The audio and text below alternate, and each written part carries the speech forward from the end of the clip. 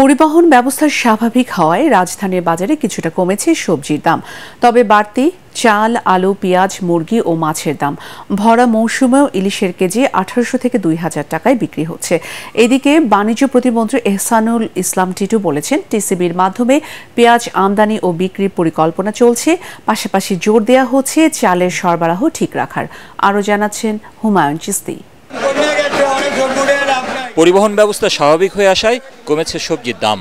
কাঁচামরিচের দাম নেমে এসেছে 150 টাকায়, যদিও কোনো সবজি 50 টাকার নিচে মিলছে না। ভেন্ডি 60 টাকা, কাকল 80 টাকা, টমেটো 150, 140। ইনকাম তো নাই, আর খরচ তো সব জিনিসের দাম প্রচন্ড।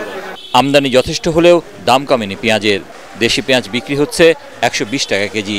খুচরা বাজারে আলুর কেজি এখন 65 থেকে 70 টাকা। আলু বগুড়া আছে 80, সাদা বিক্রমপুর আছে 65, কারিলার আছে 75। ভরা মৌসুমেও রূপালী ইলিশ পাতে তোলার সুযোগ নেই সাধারণ মানুষের। ওজন ভেদে প্রতি কেজি ইলিশ বিক্রি হচ্ছে 1800 থেকে 2000 টাকা। দাম বাড়তি অন্যান্য মাছেরও। এই ছোট মাছ কেজি হলো 800। এই ইলিশ মাছ কিনতে আসছিলাম, আসলে আমি শিং মাছ কিনেছি আর আপনার আইড় মাছ কিনেছি, ইলিশ মাছ কিনতে পারি নাই।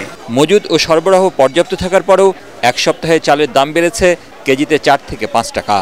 গাড়ি করে দোয়াই দিয়া মনে করেন বাজার বাড়িয়ে দিচ্ছে। যেই চাইলে আনছি আমরা মনে করেন আগে 1700 টাকা হয়েছিল, 1800 টাকা। এদিকে টিসিবির পণ্য বিক্রি পরিদর্শন করে বাণিজ্য প্রতিমন্ত্রী জানান, বাজার নিয়ন্ত্রণে পেঁয়াজ আমদানির কথা। পণ্য পরিবহন খরচ নিয়ন্ত্রণ করার কথাও জানান তিনি।